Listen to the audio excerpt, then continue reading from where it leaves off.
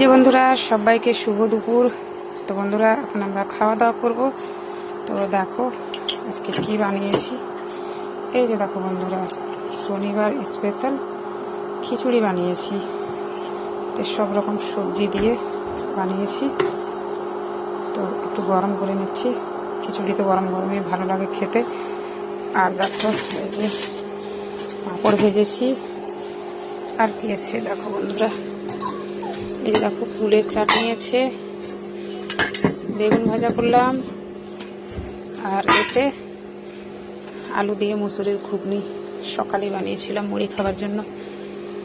তো কীরকম লাগলো বন্ধুরা আমার আজ দুপুরের খাবার জানিয়ে দেবে। আর কার কার খিচুড়ি পছন্দ বলবে। আমি তো খুবই ভালোবাসি খেতে।